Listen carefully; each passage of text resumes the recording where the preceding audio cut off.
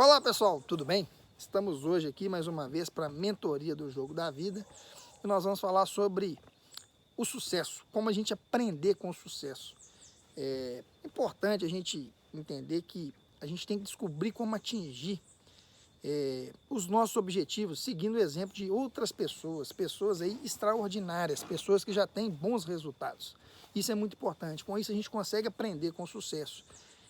Ou seja, a gente vai aprender com o sucesso dos outros, né?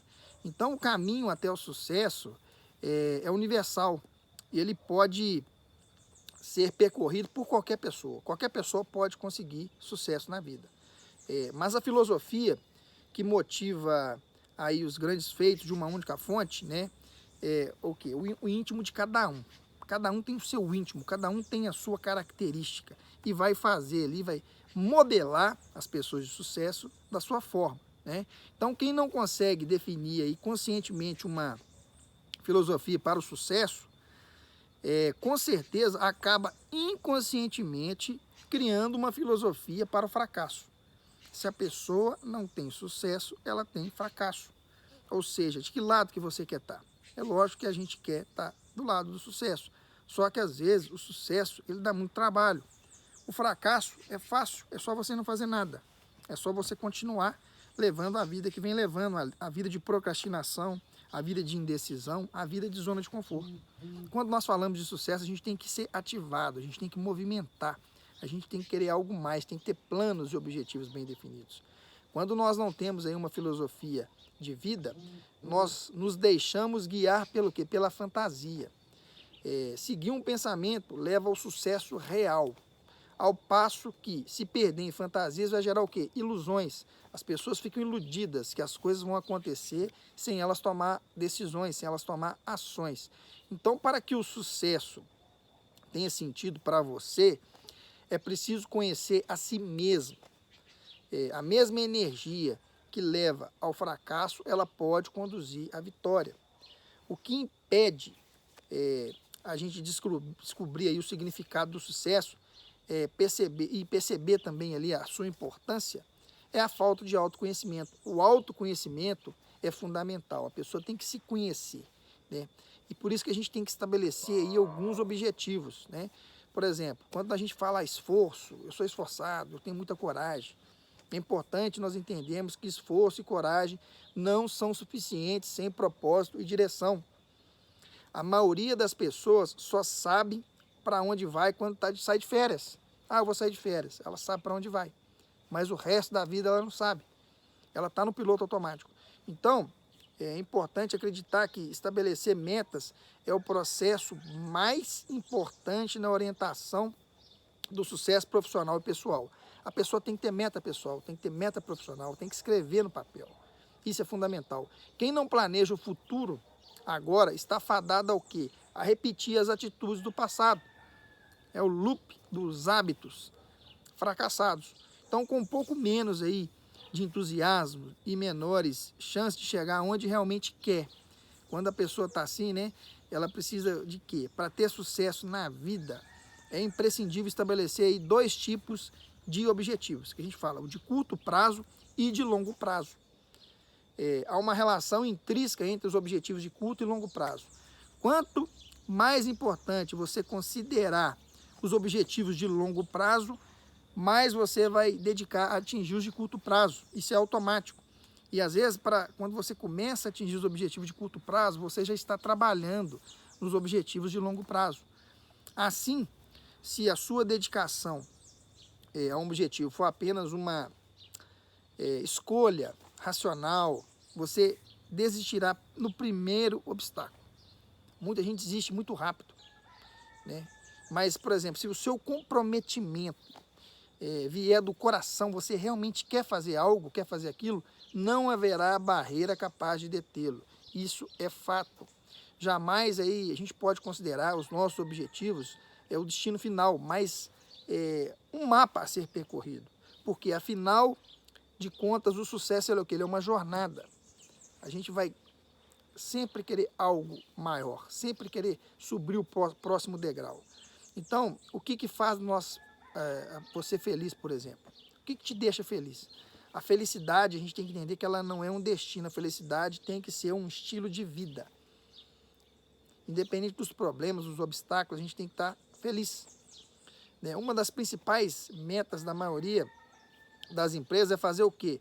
Com que os clientes fiquem felizes, certo? Por quê? A lógica desse pensamento ela é irrefutável. Os clientes satisfeitos, né, eles fecham mais negócio com a empresa. Né? Eles recomendam as empresas. Eles, como resultado, o desempenho da empresa vai melhorar. Quanto mais ela vender, então ela tem que fazer o cliente ser feliz. No seu negócio você tem que fazer isso. A pessoa fica satisfeita com o que você está fazendo. Então, sempre que nos dedicamos a um trabalho aí que realmente nós gostamos, por exemplo, nós perdemos a noção do tempo e nos sentimos o quê? Repletos de energia. Você não vê o tempo passar. Você faz algo que gosta.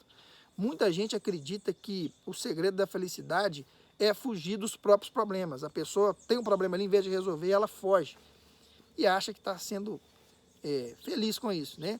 Um dos recursos comprovados é que a arte de ser o seu próprio líder é fundamental, né? Enquanto os bem-sucedidos visualizam ali claramente seus destinos e exercem o direito de escolha, as pessoas que são fracassadas, elas se enxergam, né, as próprias limitações e se sentem mal. Ela não toma uma decisão. Ela não consegue entender que ela consegue resolver os problemas, entender que o ser humano ele é maior do que os seus problemas. A autoliderança, ela permite que, ao cuidar da nossa própria mente, quando a gente tem a mente sã, as nossas ações, elas ganham o quê? Propósito. E nossas dúvidas e inseguranças, elas vão o quê? Desaparecer quando a gente tem um propósito bem definido. Ela não requer forças sobre-humanas. Tudo o que exige é disciplina e dedicação. Quando a gente tem autoliderança, não precisa mais nada que isso, é apenas disciplina e dedicação. Se a pessoa faz isso, ela consegue avançar. Nada nem ninguém, além de você mesmo, pode impedi-lo ali de alcançar o sucesso e a felicidade. Você é responsável pelas suas escolhas e pelo seu destino, né? Administrando o pensamento é muito importante a gente controlar a nossa mente. Se eu não controlo a minha mente, ela vai me controlar e ela fatalmente vai me sabotar para não gastar energia. Então a conscientização se dá a partir de perguntas como assim, ó, que tipo de pensamento está passando pela minha mente nesse exato momento? É pensamento que vai fazer eu avançar? Sim, se não, eu tenho que mudar esse pensamento. Substituir por um pensamento que vai fazer eu prosperar, que vai fazer eu voltar para a minha rota, que vai fazer eu voltar para os meus objetivos de curto e longo prazo. Então, a complexidade atrapalha o seu progresso. Não há dúvida do que o melhor prêmio que a vida oferece é a chance de trabalhar muito e se dedicar a algo que vale a pena. Você consegue realizar aquele objetivo ali, você fica orgulhoso de ter conseguido, né? O que torna notáveis aí as empresas de primeira linha é o fato de conseguirem manter o que? A simplicidade, sem nada muito complexo. Quando um executivo acha, por exemplo, que o organograma da empresa é mais importante do que um plano de ação eficiente, as dificuldades, sem dúvidas, aumentam, porque é o ego que está em jogo, é o organograma, quem que manda, quem que, né? As pessoas têm que ser o quê? Lideradas. O desafio dessas empresas, da gente, é o quê? Resgatar o quê? A simplicidade. O sucesso não depende tanto de olharmos para trás ou para frente, mas de olharmos para o quê? Para dentro. As mais poderosas forças do sucesso estão o quê? Dentro da gente, dentro de nós. É preciso apenas aprender o quê? A utilizar essas forças. O sucesso, gente, é importante a gente entender, ele não depende tanto disso, né? É importante aceitar o quê? As incertezas, sempre. A gente não tem certeza de nada, a gente tem que ter o quê? A visão progressiva. A partir do momento que você começa a caminhar, você vai enxergando. É igual um farol de carro, você vai daqui para uma cidade a 100 quilômetros, você já consegue enxergar a cidade? Não. Você vai enxergando de 100 em 100 metros, 200 em 200 metros, depende do farol do carro. Então, aceitar a incerteza, em vez de tentar dominá-la, é um bom começo. Aceita isso, né? Quando nós aceitamos, fazemos o quê? Da incerteza uma aliada. E quando a combatemos ela, nós vamos acabar o quê? Derrotado. Se eu combater a incerteza, eu não vou conseguir vencer. Então, para atingir os seus objetivos, para o próximo nível, próximo ano, tenha em mente que quanto mais adaptado você estiver à sua própria insegurança, melhor enfrentará aí os seus desafios que surgem, os seus problemas. Resolvido esse problema, eu consegui aceitar a incerteza, você conseguirá aí se desapegar de previsões e também estará livre para se concentrar nos negócios. As mais poderosas forças do sucesso estão dentro de nós. Precisamos apenas aprender a usar elas aí.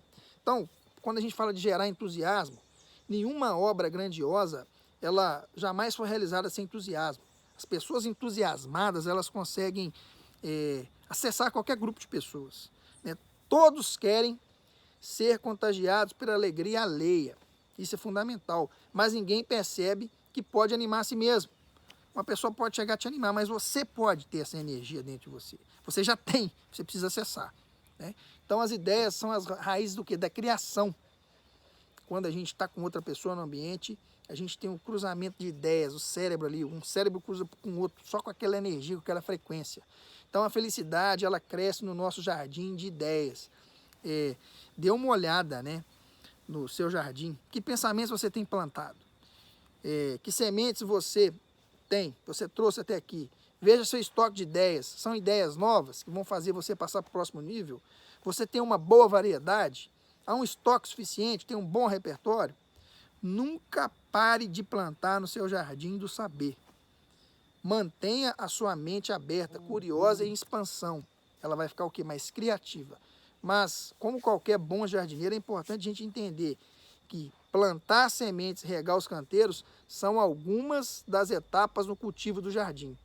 Vão existir aí a que a gente chama de as inevitáveis ervas daninhas, né, que crescem com enorme rapidez e que a gente precisa entender que a gente não precisa fazer nada para elas crescerem. Sem a gente mover nada, essas ervas daninhas aí, elas vão aparecer. Então, o mesmo acontece com o nosso jardim de ideias. Onde os pensamentos negativos, eles vão aparecer de forma involuntária, né? E vão proliferar. E quando a gente finge não ver eles. Quando a gente consegue identificar, né? A gente precisa o quê? De semear a felicidade. Isso requer trabalho. Não podemos parar de ler, de ouvir mensagens positivas ou de participar de seminários, de treinamentos, de mentorias. Mas à medida que os nossos conhecimentos aumentam e o nosso armazém de ideias se amplia, é preciso manter o que é a felicidade. Não existe nada mais animador do que uma ideia, né, que brotou de um vago pensamento e cresceu até se tornar realidade. Isso é fundamental, né, quando nós falamos aí de autoaperfeiçoamento, né? A nossa preocupação primordial não deve ser melhorar o mundo, mas aperfeiçoar a nós mesmos. Como consequência, o mundo vai evoluir naturalmente. Então, é importante nós entendermos que as 3 perguntas essenciais que nós devemos fazer, né? Em quem devemos acreditar? O que podemos saber e o que devemos fazer? Isso é fundamental. Em quem podemos acreditar, o que podemos fazer e o que devemos fazer. Vou repetir.